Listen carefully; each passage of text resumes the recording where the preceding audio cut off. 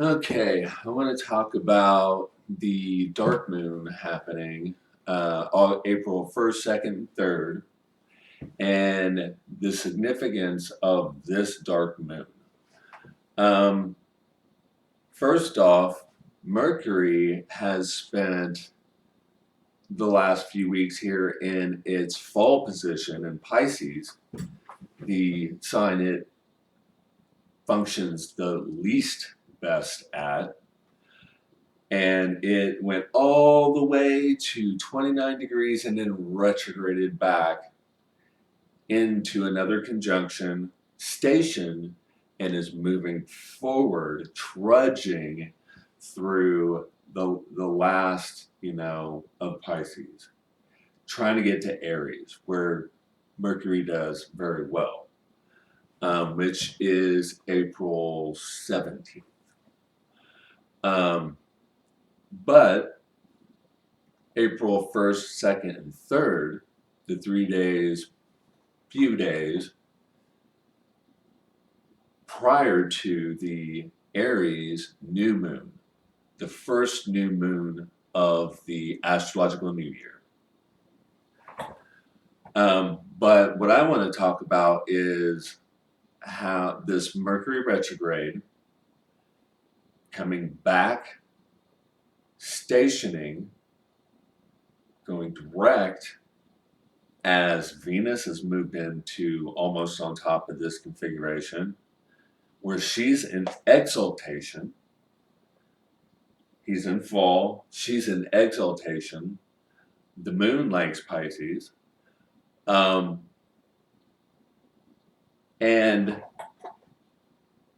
how the moon going through this with Mercury as this is happening, the significance of that. And also on April 10th, I do believe, the square of Saturn, or of the square of Jupiter and Neptune, Jupiter goes retrograde. It's, wow. This area is actually squaring this area of Pisces. So this little sliver in time could be a huge reveal of the last lunar cycle that we just had, of all the stuff that we've seen. It kind of it's the end result. It's when you take the cake out of the oven, and you followed everything, and you can't do anything more. What did you come up with? And that is your karmic, uh, return, if that makes any sense.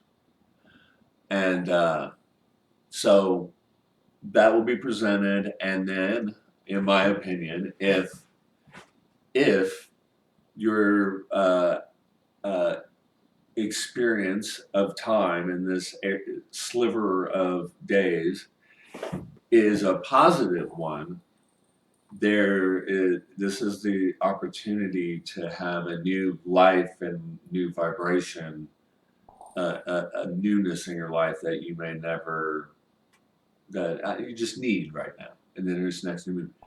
And one of the big outcome days will be when the sun passes this point of where it squares the north and south nodes.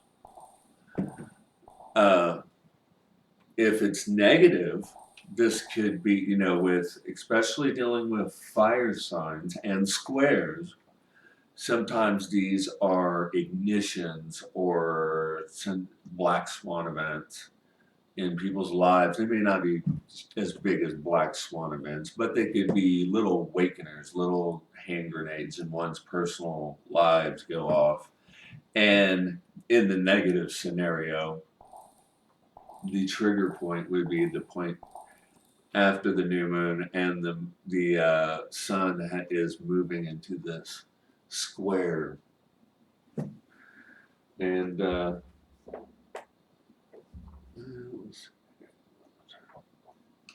right here to here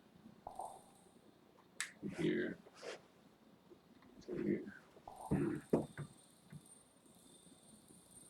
And Jupiter squaring that area of Pisces. And, you know, we've seen the political uproar and the media outlets and, you know, the lies and the, you know, the deceit. And, when I think of this configuration, I think of Loki. I don't know, it just makes, I've said that in the Loki scenario, you know.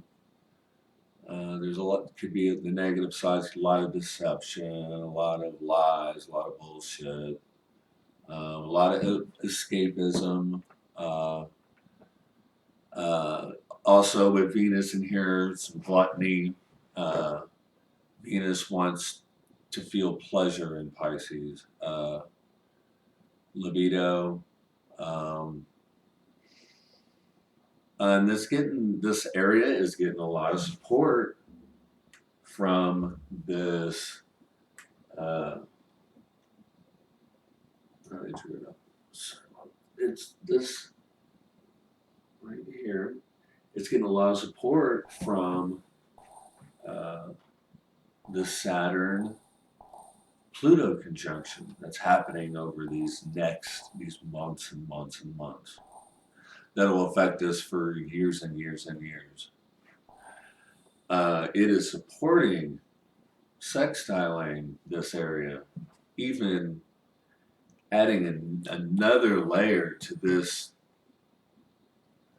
uh, configuration, to this area of the chart. So, but one of the positive things is, I mean, and I don't know if it's negative or positive. These are all karmic returns. This has to deal with karmic returns. That's you get what you put out, kind of vibe. The universe, you know, it just replaces what you. Only opens the doors when you shut the last one, kind of vibe. You know, all those crazy spiritual kind of concepts. That's where this stuff applies.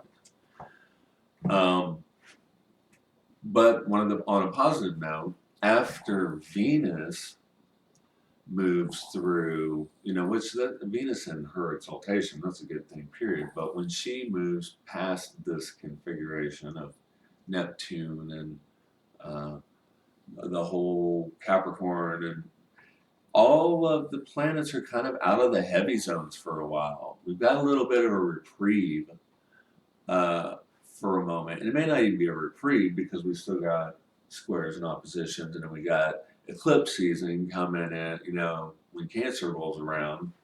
The other side of the chart will start lighting up, you know, around Cancer and you know, Virgo, and so summer was going to be really interesting.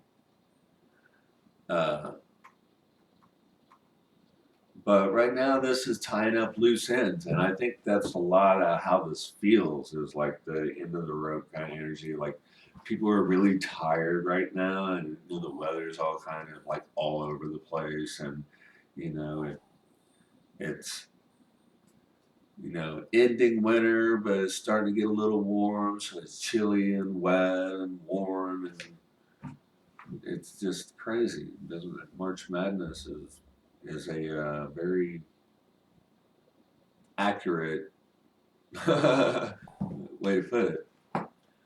But it's ending. You know, we're tying up the loose ends here, and I think we're moving in toward this next new moon in Aries, depending on your karmic return from the last lunation, which you know we'll find out here. This is going to set in motion the first new moon of the astrological new year. So let's make it a good one. But